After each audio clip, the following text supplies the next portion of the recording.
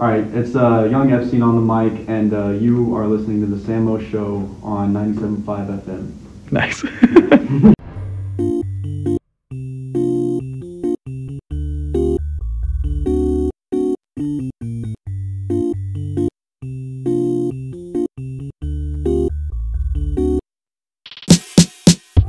What's up, Sam Martians? Welcome back to the Sam Mo Show. I'm your 1 year older host with the Sam Most, Cleveland, and joining me today on our first episode back from our 1 week hiatus is Mr. Denver Burris. Denver, welcome to the show. Thank you for not pronouncing it Burras, by the way. Burras? People actually pronounce it Burras? In intermediate school, I had to live with that for like 3 years because my principal, he was like, and today's birthday is Denver Burras. Oh, I was like, thanks, Mr. Herbert. Really appreciate that. I remember doing that at school too, though. They like announced birthdays and stuff over the intercom. You felt definitely like king of the school for like. I hated it. No, I hate really? Having that attention on me. No, it was terrible. The only time I remember having even an okay birthday was in 4th grade. And in 4th grade, we got to sit in like this little smiley face beanbag chair on our birthday. I was so happy. My birthday is January 21st, which is usually inauguration day. Oh, yeah. So this was January 1st, 2009. And, like I'm sitting on the beanbag chair. I'm like, yeah, all right, this is cool. It's cool. Then they turn the lights off and teacher's like, we're going to have a very special thing for you guys today. I'm like, oh, hell yeah, we're going to get to watch a movie for my birthday. They start rolling in the TV. Oh, yeah. And they turn on the TV. And it's some fucking asshole named Barack Obama is getting inaugurated or some shit. I don't know. He completely stole my thunder. Who does this guy think he is? Crashing your birthday party. Who's this asshole who thinks he's better than me? Fuck you, guy. Dick. No, Dick Cheney was the vice president. Yeah. Actually, I just turned 20 last week. Yeah, I saw that. Happy birthday, by the way. Thank you. And 20 years later, and I still have no idea what to do when people sing you happy birthday. Nothing. You just sit there awkwardly. No, it's awful. It's one of the worst spectacles ever. I don't even celebrate my birthday, to be honest. Really? Like, I'll have a beer or something maybe. I smoke a joint and that's it. Yeah. For me, like, especially when I was little, I was like, I want my birthday party to be the most extravagant thing. And now as I've gotten older, I was like, I want to go out to dinner with my friends and get drunk later. Like, yeah, can we just hang out and, like, watch? Can we vibe? Yeah, can we just vibe and watch basketball? Damn. Oh, goodness. And you know what's the worst is having a girlfriend on your birthday because it's like girls make a huge deal out of their birthdays and out of their friends' birthdays, and they expect you to be like super excited for your birthday, and you're just like, no, I'm not. See, my girlfriend, if you're listening, honey, I love you. She's super cool, and she really doesn't do that kind of stuff. She just we just hung out for the entire day, and that was a lot of fun. Like, that's what I love about my girlfriend. She's, also just a really, like my best friend in a lot of ways. We can just hang out. That's cool. We just did window shopping at the outlets because it's like, oh, look, all these things that I like. I'm like, yes, and then I check the price tag. I say no, and then I put it back. J. Crew's the fucking worst about that, dude. Oh yeah. Oh my god. This sweater was like $70 and I only bought it because I had Christmas money. It was ridiculous. I bought my first turtleneck actually on my birthday. Hell yeah. That shit black rips. Turtleneck. Yeah. I was like, oh, it's gonna be in style this winter. Yes. You heard it here first from the Sam Mo Show. Turtlenecks are the move. Black turtleneck gang for winter 2019. We out here. Yeah. Rolling deep. How to style them. Speaking of turtlenecks and horrible segues, I just wrapped up TXST Debate 2019. It was hosted by the Wisdom Foundation, and we were kind of talking about it earlier. It was 4 panelists. I was one of the moderators, and essentially it was a debate between a communist, a Burkean Republican, or a Burkean conservative, I should say. He actually trashed the Republican Party a lot, which is I don't know how really interesting. Yeah. And then we had Catherine Wicker, who's a Democrat, and then we had Kayla Thompson. She is a libertarian, and she's part of Turning Point USA, which is a controversial club on campus, to say the least. Bunch of cool guys. Yeah, a bunch of cool, just political folks. Just vibing. Just vibing. Look at them. They just vibing on a panel. Actually, the turnout was really good. We had a packed room. Like, people were standing in the back. Was it? Where was it? Was it in the teaching theater? It was in it was one of like the back rooms of some of the new. We probably could have filled the bottom tier of that teaching theater, like the between the walkway. We probably could have filled that. It was really a pretty good crowd. Questions were pretty good. For the sake of time, we wanted to get through all the questions, but there were some like kind of back and forths that I was like, I could watch this all night. Like, especially between, I think Colton Halter and Colin Pruitt had probably the stronger showings of the four. Yeah. oddly enough, agreed on a lot of shit. We were talking about earlier. It was kind of a lot of dunking on neolibs in general. I mean, everybody hates neoliberals except neoliberals. Yeah, they're. I've seen a handful of people on Twitter. It's like, I'm a proud neoliberal. I'm like, dude, you're a pussy. You're a dork. You're the acid of this society. You're just corroding everything at this point. You just suck. You're not even you don't even have any fun conspiracies like the Republicans do. You're just lame. Yeah, saltine crackers. Basically. And oddly enough, though, for a lot of the debate, both Pruitt and Halter were agreeing on a lot of stuff because mainly it was the topic of corporations and responsibility to society and community came up a lot. So, I mean... What did the Republicans say? Well, he was talking... He's more of like he kept, saying, like, I don't represent the Republican Party. I represent, like, true conservatives, like conservatism. Okay. And so basically what he was saying is that the Republican Party today is full of a bunch of neoliberals and libertarians who believe that basically the company's only responsibility is to their shareholders and not to the people or to their employees or to anybody else. It's just the people who fund their company. Mm-hmm.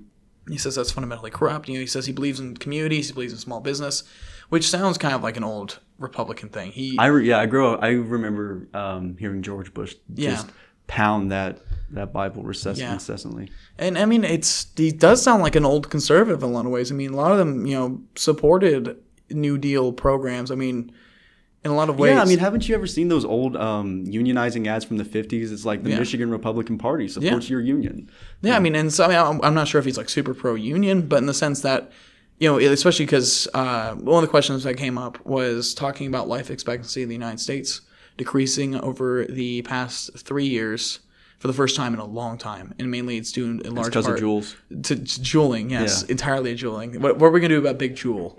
But mainly it's due a lot to the opioid crisis and overdosing and suicide. Yeah. And actually, the suicide rate for young men is like at an all-time high, right? Yes, all-time high. And actually, one of the stats I got to read off was a CDC report that just came out saying between 2007 and 2017, suicides for people aged 10 to 24, so like our age group and even younger, increased 56%. Damn. So whatever they had, and then plus another half of that. And actually, that's something I'm kind of looking into writing a thesis about for honors college. Whenever I finally get the stones to write my essay and force myself to sit down and write 2 pages for it. Because I'll sit there like I have free time, I'm ready, the juices are flowing. I'll sit there and look at a blank page, and I'll be like, next weekend. Bro, next weekend's the weekend. Word is even free. Like you have no excuse for not doing it. I just stare it down, and I mean I know what I'm gonna say. I've given a whole speech about this before, and I've basically. I mean, I think it's a good enough topic in general, but I was kind of going to talk about how I think our modern societal concepts of like masculinity have kind of failed a lot of young men because it's really hasn't changed since 1960s, 70s feminism. It's always kind of the most recent model of masculinity we have is like the breadwinner man, from like the 50s, and the 50s obviously aren't around anymore. It's almost over 50 years ago at this point. And we live in a very different workforce, very different society in terms of technology, social regulations, people in the workforce. And so a lot of men are still obsessed with this idea of like, toughness and, brawn. And so what I think, and so basically what I'm hypothesizing here, if I want to get super big brain about this. Galaxy brain show. Yeah, galaxy brain mode here. I think, this one, I think also with a lot of parents, splitting up. I think you leave, especially if they stay with their mom, you definitely have that lack of a male influence. I think in a lot of communities, especially, where you do have single parent households and you're being raised by a mother. For a lot of young men, I think sports is helpful. I think the coach can, especially high school football, can kind of fulfill a father role. Even like up to peewee age when like they're like learning their values of how to act as a person. I think sports are a great thing, especially for a lot of young men. Sports are a fantastic thing. Yeah. I don't know if it's so much masculinity as it is just like the changing economy in which we live in, because it is so incredibly hard now to find a job as a young person, and especially as one without a college degree. And so a lot of people just end up in these dead-end jobs, retail or otherwise, and they just feel crushed by this economy that does nothing to help them. The government does nothing to help them. They're on their own. And so like, yeah, no, I could see just offing yourself instead of having to work at Walmart for 40 years of your life. That's terrible. I mean, and I think that's a big part of it, because I think you see youth optimism is also at an all-time low, because, I mean, we've grown up all our lives. Oh, yeah. Seeing the climate change, crisis, yes, and seeing everybody do nothing about it. Now we're being told we're basically at a critical point, and the amount of apathy just coming from really mainly the Republican Party, but also some Democrats too. Just the absolute lack of giving a shit about any of this. It's the Washington political establishment, and the Democratic Party is almost as complicit as the Republican Party is, because they are each beholden to the same corporate influences. Yeah. They are each beholden to the same big money donors. And until you get rid of that, until you fundamentally change that, nothing will get better. Yeah. And I think especially when you have like the old guard, you have guys like Mitch McConnell who are dinosaurs at this point, and it won't affect me, so why would I give a shit? I mean, a lot of those. That's the mindset for a lot of folks. Even these people who whine about it being too expensive. You know what? I will gladly take whatever the fuck national debt, the exploding national debt, the mythical debt over fucking boiling to death. Yeah, I mean. So there's a lot there too. I think the youth optimism is a big point, but kind of back to the point of masculinity, the main argument I make, especially when you look at like the incel movement and stuff like that, I think you have a lot of young men who are disenfranchised. They're trying to live up to this model that doesn't even exist, and they're directionless. And I think in a lot of ways that, you look at cults in the 60s and stuff, like the Manson cult, same thing. You get a bunch of young teens who don't know where they're going, who don't have a purpose in life, and they say, oh, hey, I know who you are. Let's go live in the desert and just smoke ayahuasca all day. Yeah, that's real. Minus the gruesome murder part. But I mean, what you're seeing now with the alt-right is you're saying like, oh, you're part of this, white ethno state that we're trying to build, and you need to come join us. You need to be a cog in our machine. And for a lot of young men, they'll take that over having a purposeless life, even if it's a bad purpose. Yeah, it's. You hate to use the line like economic anxiety, but that's what it is. It's these guys, they don't have any direction, they don't have any hope, and so they gleam onto something that represents some sort of community.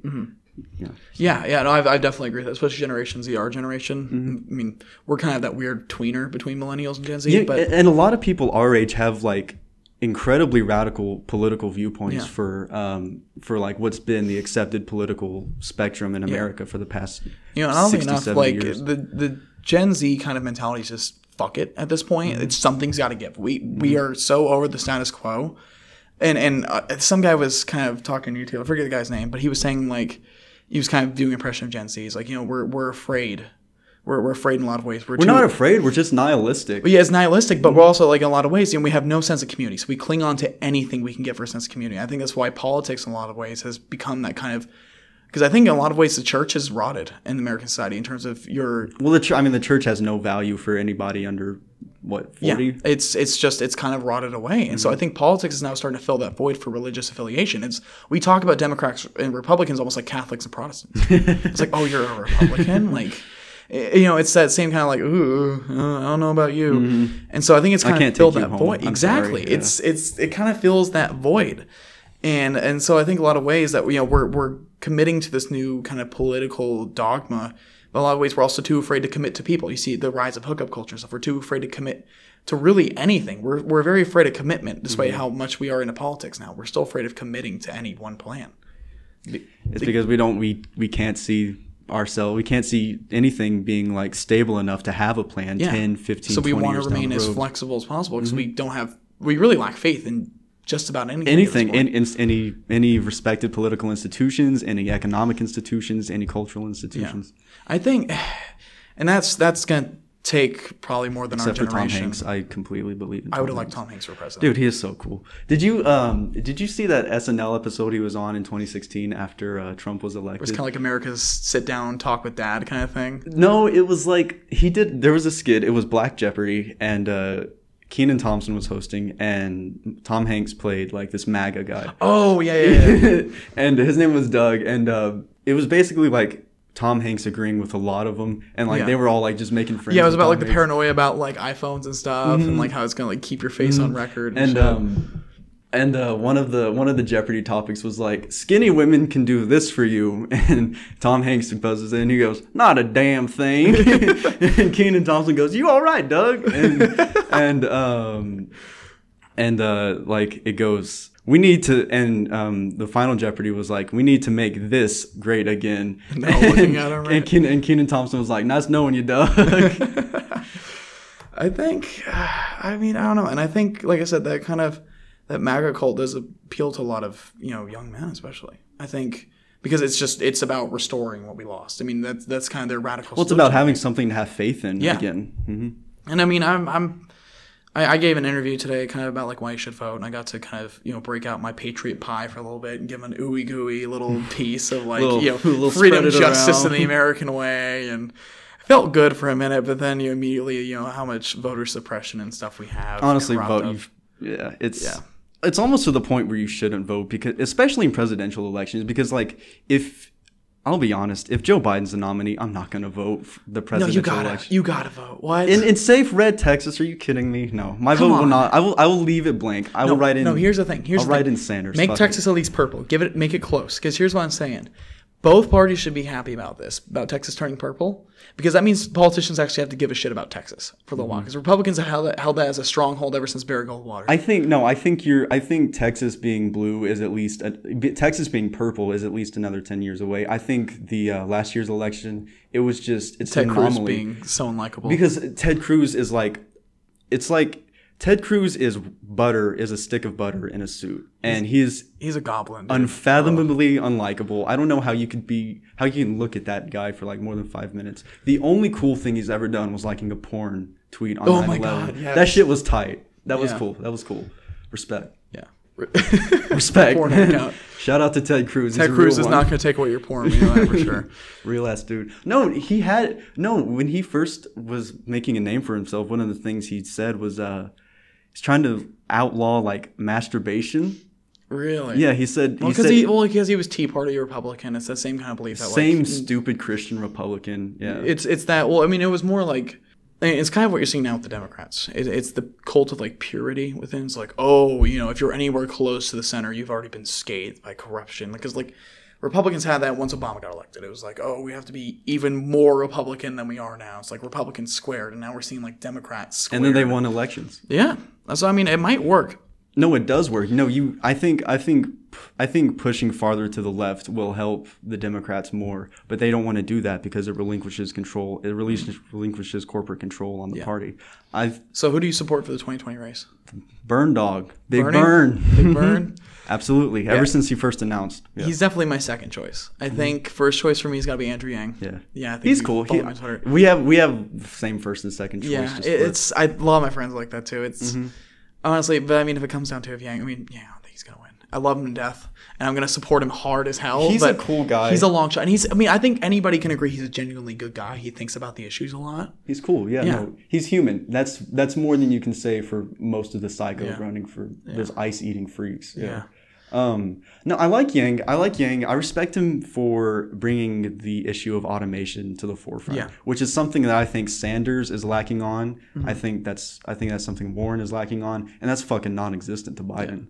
Yeah. The robots are gonna come down to your Dude, it rules. I am rooting so hard for Joe Biden to just let. He's got the widest margin yet, though. You see this? He had apparently like the exit opinion polls of the debate were like Biden has like a 30% lead on the other guys now. Who cares? It's a fucking poll in October. That doesn't matter. I hope not, man. It doesn't matter. Sanders was down 21 points to Clinton in Michigan, and he beat her by like 2 points or something. Polls, you shouldn't believe in polls, especially if you're rooting for Sanders, because Sanders' whole strategy this election is trying to turn out people that don't usually vote because they don't feel represented by, the average Democrat. I think, and people both like to dog on both Joe Biden and Bernie Sanders.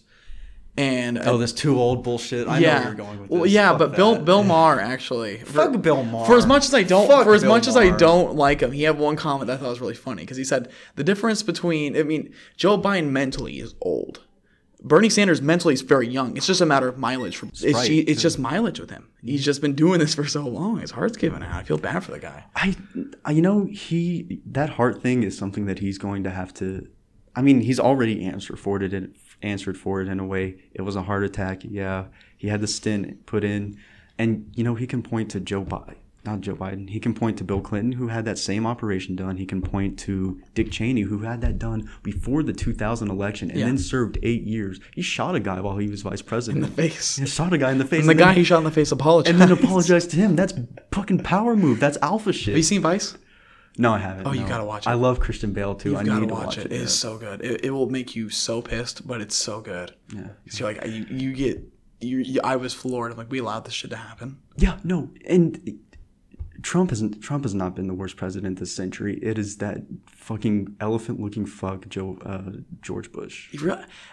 I think unpopular. Trump hasn't started a war yet. Not yet. At this point, Bush. I think my man Bush is just a to, useful idiot in a lot of ways. I think Dick Cheney was really the one pulling the strings behind a lot of this. Right, but I mean, he was still the president. He still had to give authority for that. And I mean, I agree, but he also did defer to Cheney a lot of military issues.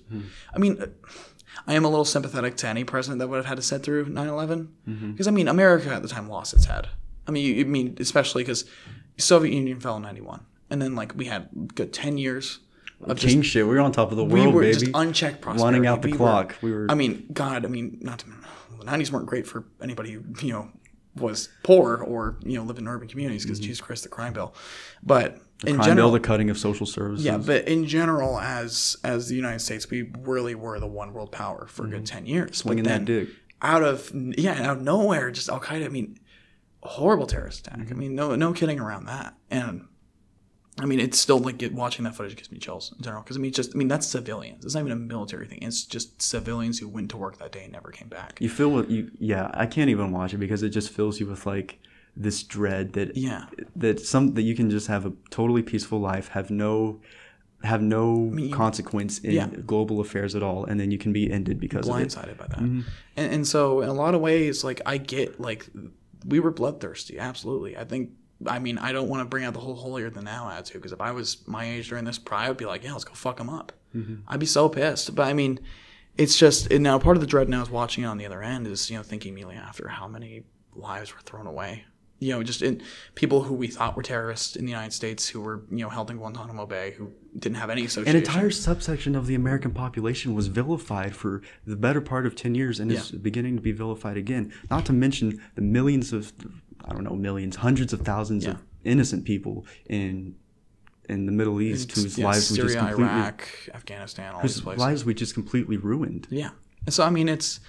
In my whole thing is I think it's about time we got out of the Middle East. I don't agree in the slice with how Trump took care of things, but I do agree. I mean, there's a right way to get out of there. There is a sustained and slow withdrawal that we can do. We can set up agreements as we're leaving.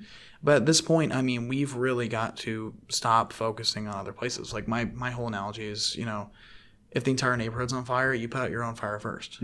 And then you go try to... Yeah, dude, our shit's burning down right now. Our shit is on fire. I mean, I just don't believe we can go around the world being the moral police and telling people, oh, you can't do that. We're the high and mighty United States when, like, we still have incredible racial injustice in this country. We still have, people we literally can't feed. We have veterans who are homeless and dying every day. The economy is on the brink of collapse because profit has just been funneled to the top. And I mean, not to sound like too much like a commie here, but like Bernie Sanders does have a point. That no, he's right. Absolutely. No, I mean, literally, the top 1% of 1% controls over half the wealth of the state.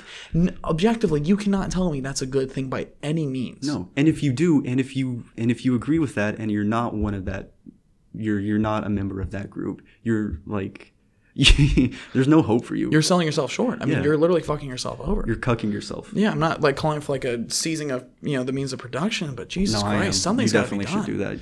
I mean, the Samo Show endorses a workers' revolution. Samo Show endorses the tearing down of the bourgeois. We absolutely endorse the right. Samo Show officially, endorses the proletariat. Actually, funny enough, the communist Colton Halter made actually a really, really interesting argument that really like made me stop and think for a second. So.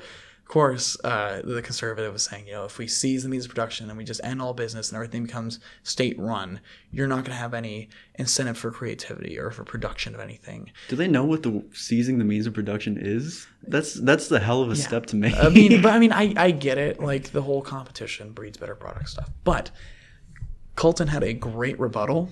He basically said, he said, not at the risk of sounding like a geek, he says, look at Minecraft. There's no incentive to build any of this shit. People make the most complicated shit you can imagine. They build these incredible structures, these replicas of things. They build working calculators in the game. It is incredible. And like, that is a really good point. You know what the most popular video game right now is? It's a game where you fucking role play as a goose and like just fuck people's days up. Have you played Until the Goose Game? No, I haven't. I love it. I played through it in like 2 days. It was so much fun. It is. There's just it's a weird kind of like deep subconscious like toddler tendency where you just grab shit and run, like hey, you start like running away with something you like stole from someone. It's so much fun, and it's a very peaceful game. You know, it's very, I love the art style, but it's just very mundane. But your only objective is just to fuck with people, and you're a goose. Those are the only two aspects of the game. But I mean, I thought the Minecraft argument was really interesting. No, it's a fantastic argument, and it shows that like that arguments like that you know, even, I mean, there's even like real world examples. Do you know where most of the research for new drugs come from? It's federally funded. It's funded by the government. These drug companies that claim that they've put all this money into research, it's just federal money. Interesting enough, one thing people really don't acknowledge with the pharmaceutical thing, with prices being so high, is the reason they're so high in the United States is because in a lot of ways the U.S. subsidizes prices for the rest of the world. Because when Europe goes to a social model, when, you know, China, less to an extent, China does some shifty stuff with pharmaceuticals. But a lot of these countries, when they have a socialized medicine policy, that sends them to the United States because that's the best market. And they have the most freedom to do what they want with the money. So basically, they do all the R&D in the United States. And then, of course, like the UK is like, hey, you can't sell insulin for more than this. And so then they say, okay, we'll just sell it for $16 here. And then we'll sell it for $350 over here because we still need to make a profit. And so I think if we do go to a socialized medicine thing, I think it's going to piss off the rest of the world a lot because suddenly they're going to see their drug prices increase too. I mean, not that I'm against that. I think especially for people with like genetic or conditions they're born with, like type 1 diabetes, Jesus Christ. It's over what, $300 something for insulin for one?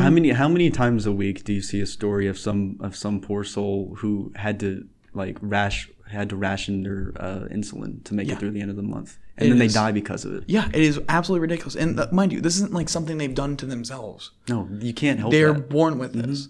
And literally, my friend Garrett, my roommate last year, actually made the point that it would cost less for you to get a plane ticket to Germany, go buy insulin in Germany, and then fly back. It's the same thing with surgeries. Do you know how it is? I saw somewhere, I don't know, you know, I can't testify to the validity of it, but it was like it's cheaper to fly to Barcelona, live there for like however long, like 6 months or something, get a surgery, and then fly back to the United States and just have a surgery here. That's why a lot of people go to Canada, because they have socialized medicine. It's a lot cheaper. A few months ago, Bernie actually took a group of school teachers or something from Detroit to Canada to buy insulin for like $10.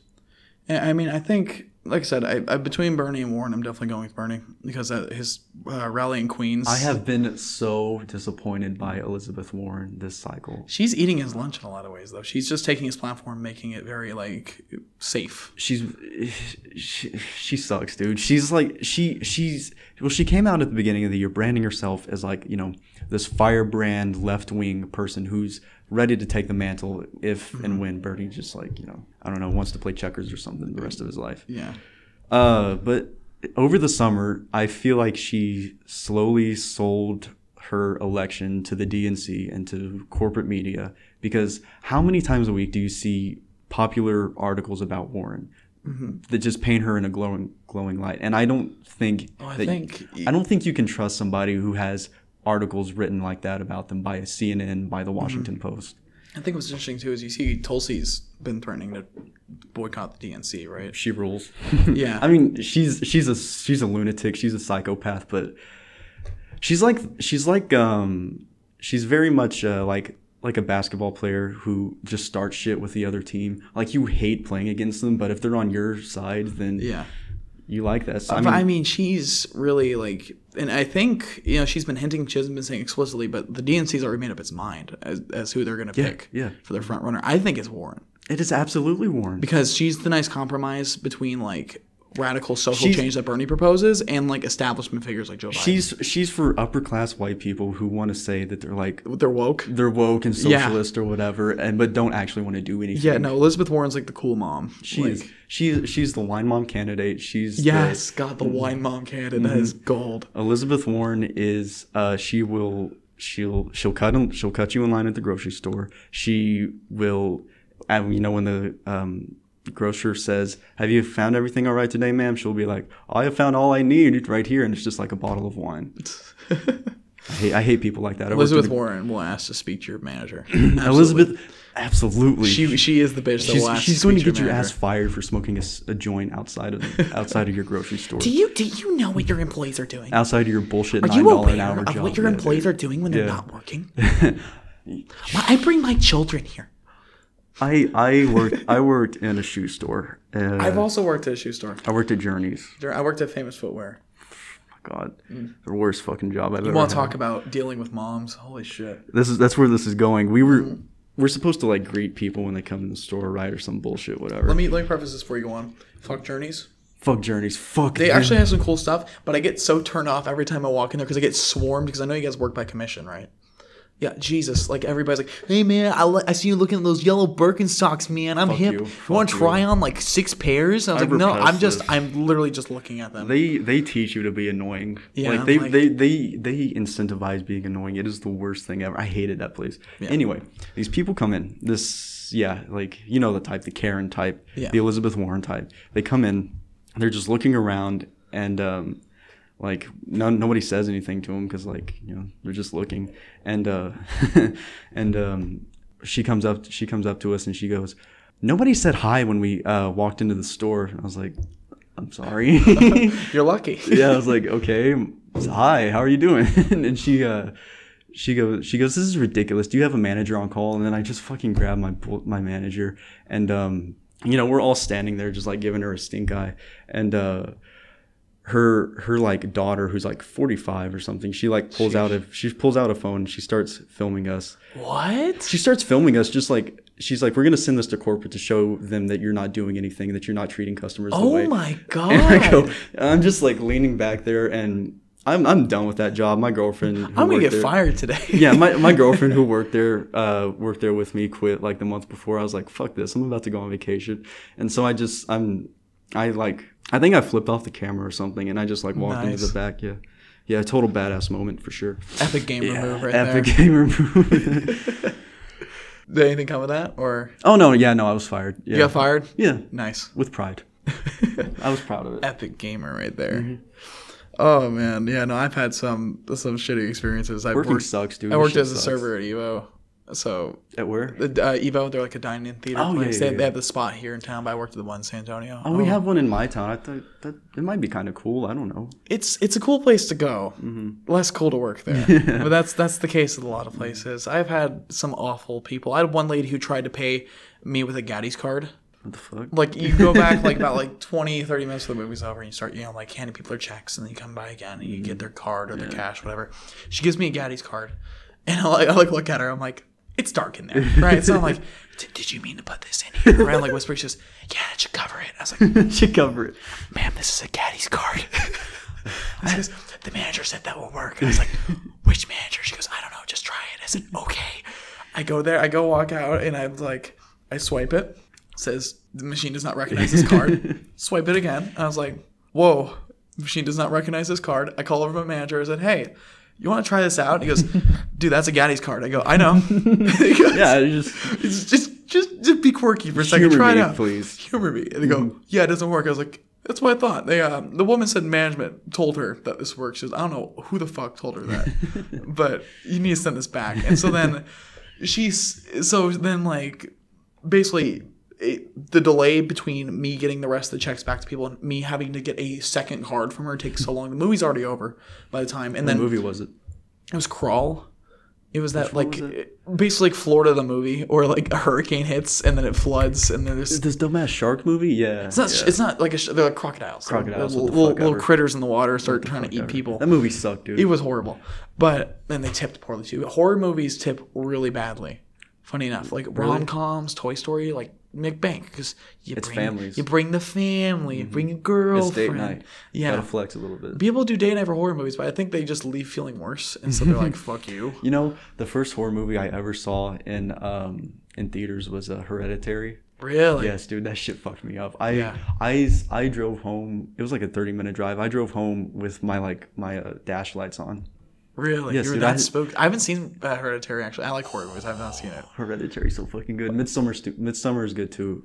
Ari Aster, that guy who directed Hereditary and Midsommar, his like thesis project or whatever in film school was it was a 30-minute video. It was a 30-minute movie about this this kid who like grows up and like starts raping his dad. What the fuck?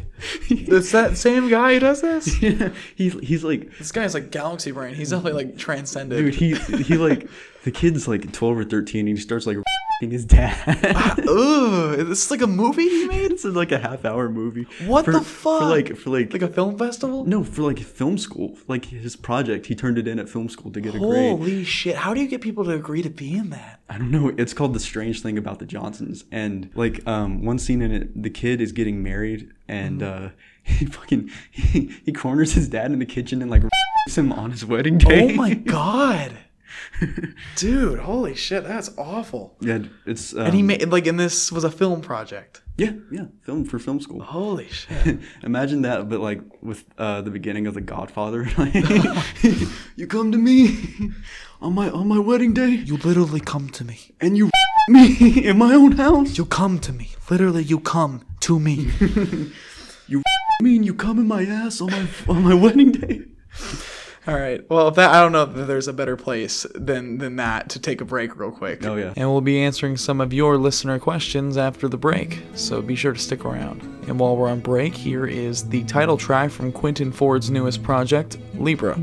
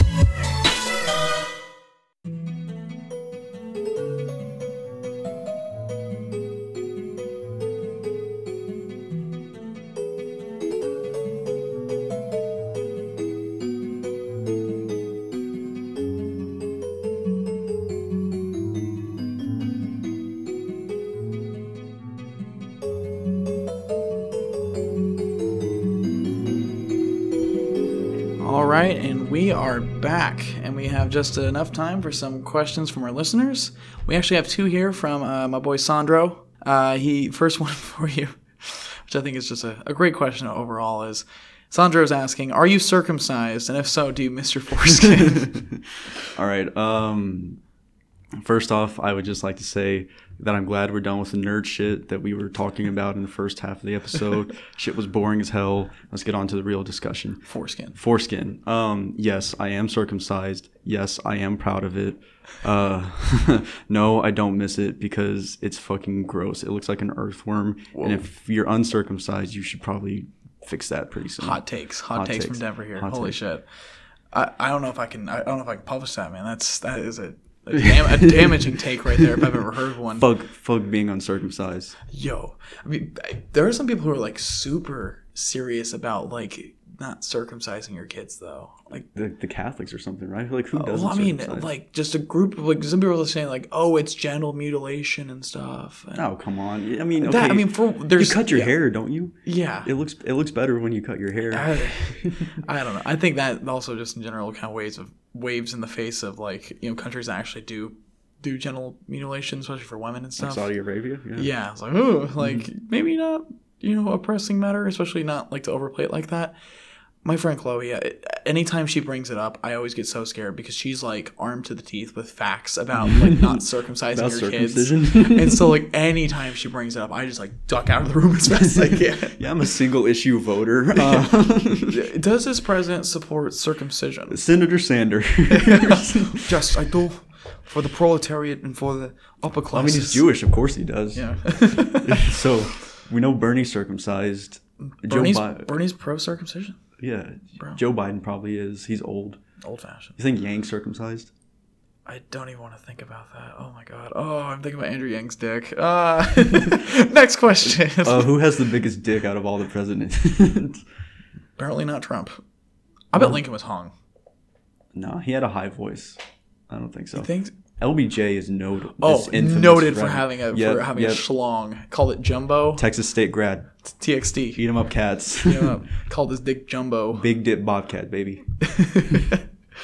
Yeah, you've heard of like all the shit, like all the stories about like the White House bathroom and shit. LBJ, some of his like secret security staff, he'd like sit there taking a piss at the urinal holding his dick. He'd be like, "You ever seen anything that big? Ever seen something like that before?" He rolls so fucking And of course, like hard. Security details, like, "No, Mr. President, we have not. You have the biggest dick we've ever seen. That is a monster cock, sir. That is a monster schlong." What? Yeah, I mean, but also, You know, he also claimed to fuck more than JFK. really, because JFK fucked. Like he was borderline nymphomaniac. Bro, JFK was slamming puss. That man fucked. My man got it in. Hell yeah. JFK fucks. Confirmed. Oh yeah. Okay. But he claimed to fuck more. Who's gonna fuck LBJ? LBJ looks like a goblin. It's the power thing. Kevin Spacey. So he's tall. LBJ was tall. Kevin Spacey in House of Cards, he fucks all the time. It's the power thing, and he's fucking short and fat and like. It works. Weird. People get horny in office. Shit's stressful. Okay, so what decade of presidents do you think had like they fucked the most? Because the '60s are gonna be pretty hard to beat. You have Johnson, Kennedy, and then Nixon. But like Nixon fucked. But like Johnson and Kennedy make up for Nixon. Slammed puss. FDR. Nixon definitely motorboated like this chow. like that scene in The Phantom Menace where they get the approval from like the Jar Jar Binks's king or whatever. And yeah. Yeah, 60s are definitely be hard to beat. The 30s, no, FDR couldn't get it up. Yeah. Damn. Let me think. The 90s, dude. Bill Clinton was a rock star. Tricky Bill may have put that decade on his back. Honest to God, though, Monica Lewinsky got so fucked over by the media. I mean, if you really look at it, like it's more of like an abuse of like a power situation. But like everybody's like, oh, president allowed to get his dick sucked. Let's all blame the woman who just, bended underneath the authority of the president of the United States. Ha ha. What are you gonna do? What are you gonna do? Tell him no. Like. You're gonna suck my dick. Hey, you're not gonna tell my wife about this, all right? That's fucking great. That's a great impression. That's the only good impression I have. No, Bill Clinton has so many good stories. Like Bill Clinton's stories almost rival LBJ's stories. So, do you ever hear the one where he like stuck the cigar like inside Monica Lewinsky and then like smoked it? What? Pimp king shit. Alpha. Really? Mm-hmm. Oh God. He also fingered her and then like had a meeting with like some Russian premier or something in the Rose Garden. Like a half hour later, didn't wash his hands. Like he went straight from finger banging Lewinsky. Straight up, this is why like you make the argument that America's on top of the world. If you can just treat like Russian diplomats like that, like yeah. When I say make America great again, I just want our presidents to finger bang White House interns. Do we though? Consensually, of course, consensually. Obama probably got it in pretty good. I think he and Michelle are just. I don't think it. I cannot see Barack cheating. I can't either. No. I think. 70s. Is Michelle Obama at top though? Dude. I think so. Yeah. Michelle Obama kicks ass. Like she'd kick either of our asses. She's hot. Tulsi Gabbard's pretty hot too. Tulsi Gabbard's so fucking hot. She's so hot. She's so hot. Speaking of like Kennedy, I was like, I know. I think I understand like because he had like a lot of women voters who also really like Kennedy because he was just hot. Beyond the issues, but he was just very young, charismatic looking guy. Like Tulsi was like, whew. I don't get the Kennedy being hot thing. Like he's not. By like 60s politician standards, yeah. That's true. Nobody was hot until like 1995. Yeah. Like Jennifer Aniston was the first hot person ever. Yeah, like not up until like the 90s really. You just had a bunch of old white dudes in Washington. So any kind of like anybody under 40 or of color was immediately like fresh and exciting. Like wow. So I think We need definitely hot 60s politicians. president definitely fucked the most. I mean, 60s, you're on the brink of a nuclear crisis. You're definitely stressed. Yeah, everybody's nihilistic. Yeah, that's a good everybody point. fucked if if world ends tomorrow, I'm getting it in tonight. Like, that's probably the mentality for sure. 80s, Reagan couldn't get it up. The 80s may have fucked the least. FDR may have fucked more with his like little limp, paralyzed dick. He had a mistress. Did he? Yeah, oh yeah, kept out of the media for sure. But he died with his mistress. King. Yeah, king shit. King shit. I mean, it was a heart attack, I think, right? Or was it a stroke? No, I thought it was an aneurysm. Yeah, something like that. But yeah, I mean, but he was with his mistress at the time. Mm-hmm. So, but they definitely left that out of a lot of press reports because had to keep the image up for the rest of the war. Mm-hmm. But yeah, FDR got around a little bit. I think. I mean, I can only imagine how intoxicating the power of the presidency is going to be. I mean, you see the stupid shit Trump does, and he just gets away with it. Mm-hmm. Well, I mean, that's what happens when you don't have anybody to put a rein on you. Yeah. Like FDR could get away with it because like both houses were Democrat majorities, super majorities actually, and then like now, we still have the Democrats in majority in one house, but they're like pussies. So Jesus, they're like spineless. Yeah, I agree. And now, what do you think about the whole like impeachment proceedings? I mean, you should push on with it because it's such a popular thing, but obviously you need to know that it's not going to happen. He's not going to get impeached. You're going to have to beat him. You're going to have to beat him on the field.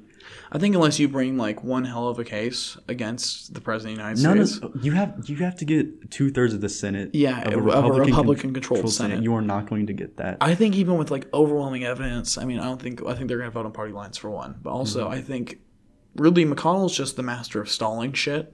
So I think he's just going to, stall it until election time. Mm-hmm. And then Trump can beat on the whole victim narrative the entire time. I am the most oppressed person in the United States, believe me. It's the crooked Democrats are at it again. Yeah, he's just going to bitch about it the entire time like, I'm the real victim. I'm the real victim. Me. It's me. I'm the real person who's really oppressed here, And you know what? He's going to win 45 states next election. Oh, Jesus Christ. He's going to be in a landslide. That's just going to be done. I don't know, man. It's just going to be done before 10:30. You better believe it. I don't know. I think enough people are over the shit. I think they are. We learned Trump is not We've reached Trump fatigue, I think, in general. Well, and he was not an unknown quantity in 2016. Yeah. I mean, Jesus, he admitted to sexually abusing women on tape, and you still couldn't beat him with the might of corporate America behind Hillary Clinton. So we've learned that you can't. It's not enough to not beat Trump. You have to make people want to vote for you. Yeah. You know, you have to inspire people. You can't be Joe Biden and just. Why is Joe Biden running? Name 5 policy positions from Joe Biden. Obamacare good. Trump bad. There's 2 on a roll here. Honest to God. Bringing back I Love Lucy to TV. Yeah, and the record players. Making degrading comments about families of color because apparently they don't know how to parent. But we're just gonna let that slide, I guess. He's so fucking stupid. Jesus Christ. Yeah, it's like, he just. And the Joe 30-22 shit. Go to Joe 3-0-3-3-0. It's just, I was like, oh shit, he's melting right now. He's breaking down. Dude, I want him so bad just for something in his brain to snap and just to like. He's said the N-word before, like... You think so? Joe Biden? I don't know, mate. I mean... He was palling around that's a hard claim to make. Thurman. He was friends with segregationists. He said it. Honestly, like, I've heard some of the comments, like, Reagan's made on private phone calls about, like, the Black Caucus and stuff in Congress. He, like, literally calls them monkeys and shit. I was like, holy shit. You can look that up, listener. If you... That really... Because... My thing is like, sorry to break the hearts of any Ronald Reagan fans. Yeah, the Republican darling called the Black Caucus monkeys. So, I'd hate to see that. I think it makes them more of a Republican darling in some ways. I'm sure they're about that not. But for me, like growing up, my dad was a big Reagan guy back in the 80s, and so I always like talking about Reagan as like the fucking prophet. And I mean, I'm definitely nowhere near a Republican, but just because of my childhood with that. Like, archetypally, like, that has always been my idea of, like, a president. Like, a Reagan-esque kind of person. What do you mean? Like just like the like tall, broad shoulder, black hair, kind of like. Okay, so an actor. Kinda. Okay. I don't know. I'm not saying it's right, but I'm just saying that's how it is. I'm trying to shake that, but it's so hard to not like, just hear that. Well, I was walking with Nancy and Bonzo the other day. Just real the White House pet monkey. Just real grandfatherly. Yeah, I don't know. I don't know why it is, but it's stuck like that. And I mean, the first president I really was fully aware of was Barack Obama. I mean, I think that's done some stuff to shake it, but I don't know. It's just that like archetype, that Reagan-esque character always has kind of like been like, oh, president. Well, like, then he's so revered by most of the media now. You know? I mean, he's been completely rehabilitated. They're doing the same thing to George Bush. Yeah. Honestly, I think George H.W. Bush losing in 1990 was probably the 92. 92? Yeah, 92, yeah. Was probably the biggest turning point for the Republican Party in modern history. Because that was the death of like the country club Republican. It turned more into like your George W. Bush, your rural Republicans, rural Republican. We're all rich and you're fucking poor, but hey, you're gonna give us tax breaks anyway. Am I right? I grew up 20 minutes away from the Western White House from Crawford. Yeah. Wow. Yeah, I'm from just south of Waco. There's nice. I've met George Bush, actually. He's the most famous person I've met. Really? Yes, I have pictures with George Bush. I'm just getting ahead of the story. You said next to him at a football game? I was 3 years old. I was not aware of what my advisors... Too late. Planned. You're already getting canceled on Twitter right now. You're over. I'm sorry, man. It was. This is actually an elaborate ruse just to get you to admit that you had a picture with George W. Bush. I don't know. I think it's odd, and I think in a lot of ways, Trump is a weird reflection of that too. Because he's definitely not like rural, but I've heard him described many times as like the poor person's idea of a rich man, like the just douchebag, everything's gold kind of guy. And I think, and it's weird because really like he's nothing like the people he represents at all, other than like on the same crackhead conspiracy brainwaves. Right, and that's what's important. Yeah. They don't give a shit about the aesthetics of anything. Because if you can corrode the faith of anything, like, and just believe me, it's like a cult of personality. It's really what it is. And he gave them a reason for why everything feels so bad now. Yeah.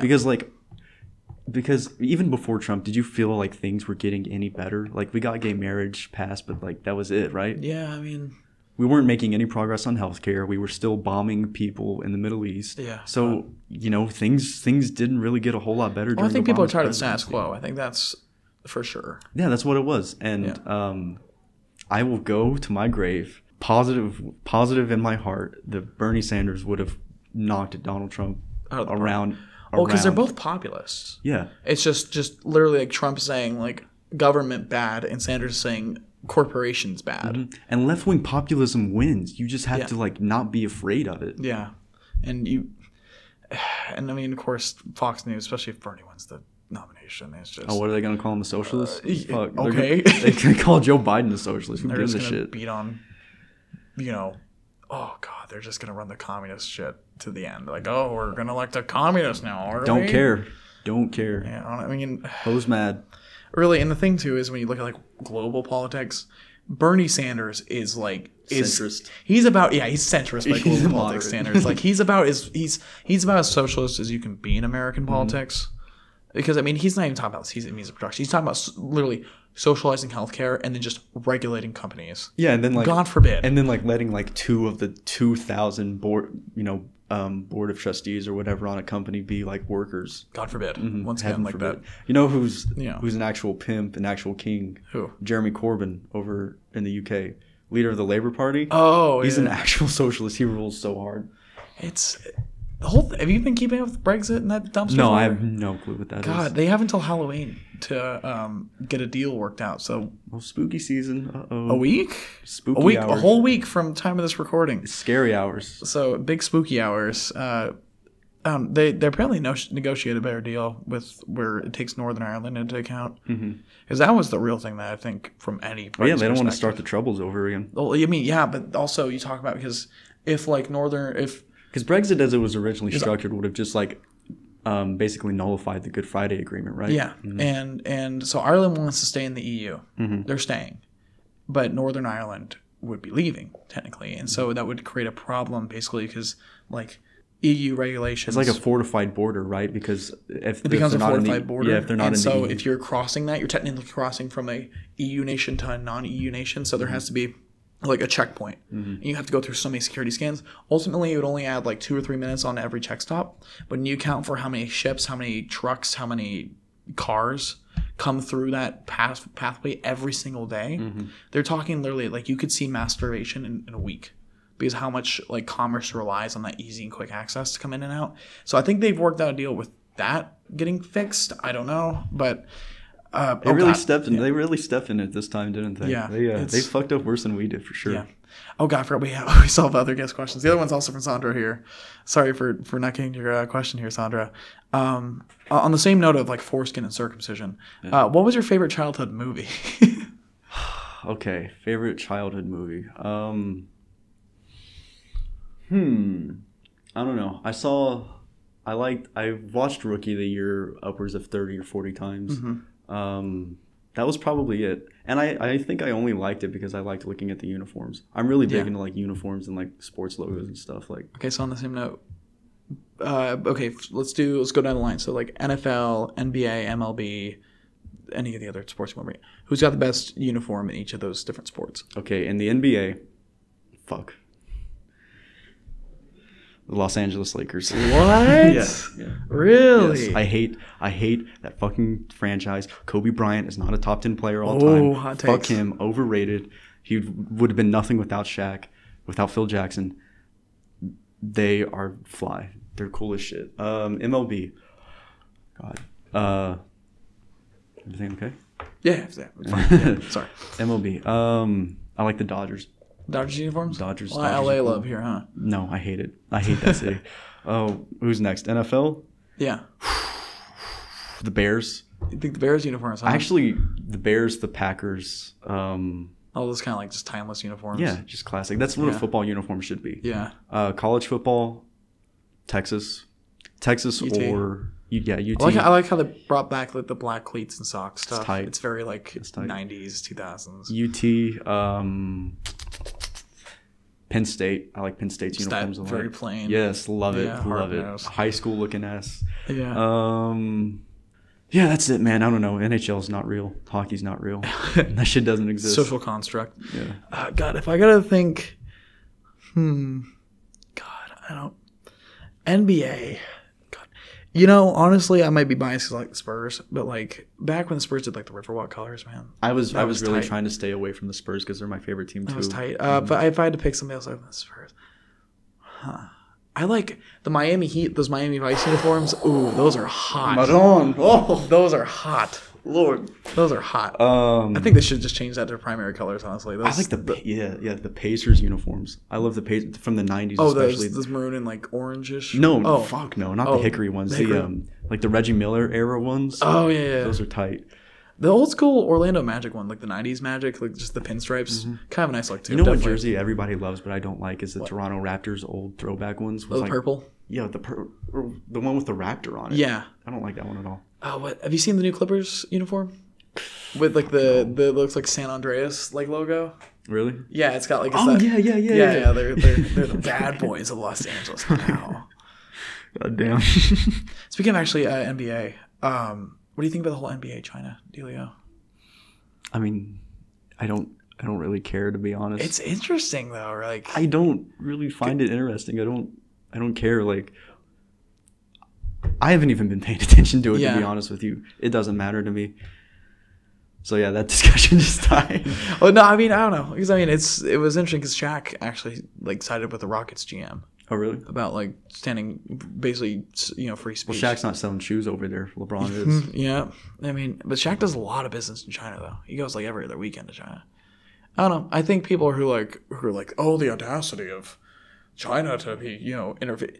The United States does this all the time. We throw our market weight around too. It's just China has a really big market. They have 1/5 of the world's population. They have a big market, and it's a growing market. It's a growing market, and so I mean, it's a matter of just respecting each other's values. I think there doesn't have to be a huge. I think South Park's being really funny with it. They've been. I haven't seen South Park. The new season's good. The last one 5 sucked years. ass, but this new season's actually been pretty funny so far. I like the direction they're going because I think they were just so blindsided by the whole Trump election last season and everything. So like, because South Park stops being funny when like the stuff they talk about and like skits they do is like plausible. Like, oh, that could actually happen. Like at this point, nothing's undoable. That season where Mr. Garrison was running as Trump. Yeah. Like, that was not a funny season. That wasn't planned. You know that they had the overarching like storyline. They got completely derailed. They they rewrote it overnight because they were anticipating Hillary to win. That happened with a lot of things. Yeah. All right. Let's go back to the Black Mirror thing. Yeah. Oh yeah. Black Mirror. Okay. We'll close it off on that. Yeah. The following contains spoilers for Black Mirror. Skip ahead to 1 hour and 3 minutes to avoid the spoilers. You have been warned. Obviously, the one where the guy gets one off in the pig is a classic. That's like that was the first episode. Very first episode. I remember trying to show my dad that. I was like, "No, it's like Black Mirror, or not Black Mirror. It's like the Twilight Zone, but like modern." And he's like, "Okay, I like Twilight Zone." I was like, "Yeah, it's got like technology stuff." And then like the dude fucks a pig on like national television. By the way, the first episode, this guy gets his nut off in the pig. Yeah, sorry for spoilers. Like he actually fucks it. Well, yeah, I mean it was even like a legit terrorist scheme, right? Yeah.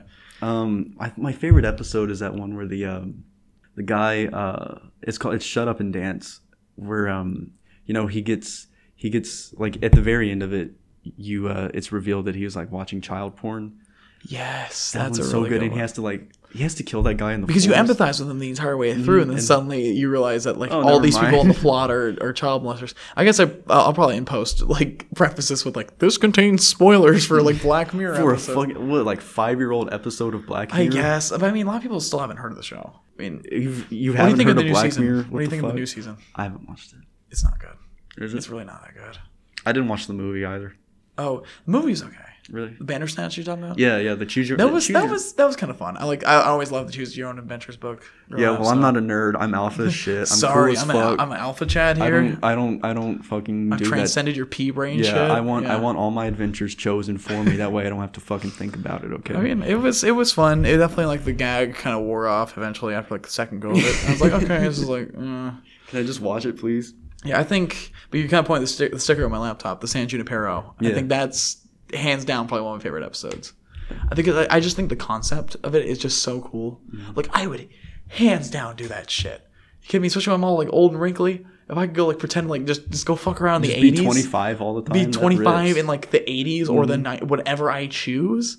Especially like a history nerd. I'm probably being hot too. Like nobody in that episode was ugly. Being hot in the 80s, going to clubs in the 80s, dancing to 80s music. In the 80s. 90s fucking sucked. Real? I like the 90s. Why? I like the fashion style. I do. I think maybe I'm biased because I thrift a lot. But I just something about it. I don't know. Maybe it's just like I said, like because especially growing up in like a school, you watch all Bill Nye the Science Guy stuff, and there was a lot of that was in the late 90s. All the good things about the 90s happened as the 90s were ending. Like King of the Hill premiered in 97. Family Guy was in 99. The Sopranos was in 98. There's just something about that like late 90s kind of aesthetic too. Well, I think it was the last time American society was like innocent and optimistic. Yeah. Because, the tone of everything changes after 9/11. Yeah, I agree. But I mean, it's just something like the risk sounding like a nerd. Have you ever watched anime? No, man. No? Okay. No, I haven't. You ever watched Adult Swim? At least? Yeah, sometimes. Okay, I mean, so like you have like I've woken up and anime's been on. Yeah, you have like the Toonami blog. Yeah. And like they had like the early 2000s, like late 90s, kind of like Toonami. It was really weird, but like that kind of just, I don't know, that kind of like grungy, like 90s aesthetic. There's something about, I don't know what it is, but I like it. And I don't know what to do about it. Like I've always had this weird vision of like being in this like really dingy apartment in like the 90s and having this little box TV and it's like staticky, but like you're watching like, Adult Swim at like 2 a.m. in the morning, like laying on the couch. Oh, there goes my water bottle. Like laying it like on the couch like 2 a.m. watching it. There was a cartoon. Never mind. There was a cartoon one time. There's been many cartoons. The Simpsons were good in the 90s too. The Simpsons. Family Guy debuted in the 90s, didn't it? January 31st, 1999, right after the Super Bowl. Wow. Man, that was impressive. Historical factoring right there. I can just pull shit like that. Like Yeah. I can't remember. I can't tell you the names of all of my classes that I'm taking, but like, yeah, no, ask me like what happened in a certain Sopranos episode or something. I got that shit on. You're like an encyclopedia of that kind of stuff. Yeah. You remember Super Bowl matchups? Super Bowl. I can do finals matchups back. Finals? Here. Okay. Yeah. Okay, so finals matchup for 1996. That would be Bulls and so Spurs Knicks was 99. Bulls Jazz was 98. Fuck. That's a good one. Bulls Pacers was 90. No, that wouldn't be right. You got the Bulls part right. Yeah, it's Bulls They won. and who'd they beat? I'll give you a hint. The team no longer exists. Oh, it's the Sonics. Yeah, yeah, Sonics. That's the Gary Payton series. Yeah. Okay. Yeah. Okay. I'll hit you with one more before we wrap things up. Let's do 1982. Oh, NBA Finals. Oh, fuck me. That's a Celtics series, I think. You're not right. I'm not right. Nope. No, it's 82. 82. It's not the Pistons. It's not the Celtics. God damn it. Is it... No. What is it? I'm going to be mad. What is it? Los Angeles Lakers and Philadelphia 76ers. Oh, the fo. That's what it is. Yes. You got a pretty outstanding memory, Moses Malone was Finals MVP. Yeah. Not outstanding. I would have gotten it. That's a pretty good memory, though. And I think I have approximate knowledge of many things. Approximate knowledge. I mean, it's a pretty good memory. I think you've made this episode definitely a memorable one. Thanks, Got a lot of good conversation here. Mm-hmm. Vote Bernie, please. Yeah, I was like, please. Anything you want to say before we wrap things up? Vote Bernie and rest in peace, Jeffrey Epstein. Oh yeah. Okay. Hold on. Okay. So before we go, explain what's your Twitter name again? It's like you can find me on Twitter at Denver Burris. It's 2 R's and the S is a 5. And my display name is bitch. It's Young Epstein on the mic. Yeah. What's the story behind that? I don't know, man. I mean, Jeffrey Epstein is one of the most prominent cultural figures of our time, and absolutely. I thought it was just, in the wake of his incredibly sad passing, rest in peace to a real one. I figured that it would be appropriate to memorialize him. Who do you think did it? Who do I think? It was the Clintons. It was the Clintons. It was the Clintons. It was the CIA. It was the FBI. It was all of the global elite who have, because he had dirt on everybody.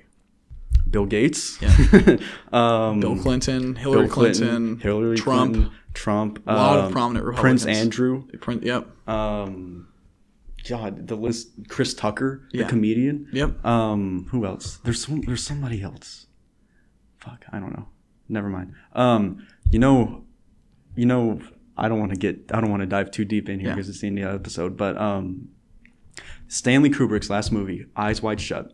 It is a movie about a sex cult run by the rich and elite in New York City. Sounds kind of like... Who has... It's Tom Cruise and I think Katie Holmes in it. Mm-hmm. And the building they go to has the initials J.E. on the outside of it, carved into the outside of it. This movie came out like 98, 99. It's called Eyes Wide Shut. And Kubrick died shortly after the release of this movie. Wow. Yes. Of course, natural causes, I assume. Natural causes, yes. He was a very old man at like 62 or something. Young Epstein. It's been a great time having you on the mic, man. Young Epstein, look me up on SoundCloud. Yeah. So anything else you want to say to the folks before you go? No, absolutely not. No. not even gonna vote Bernie. Yeah, vote Bernie for sure, please, God. Please, Jesus Christ. Yeah. Be sure to follow the podcast on Twitter at SanMo Show if you want San more, and I will see you guys in the next one.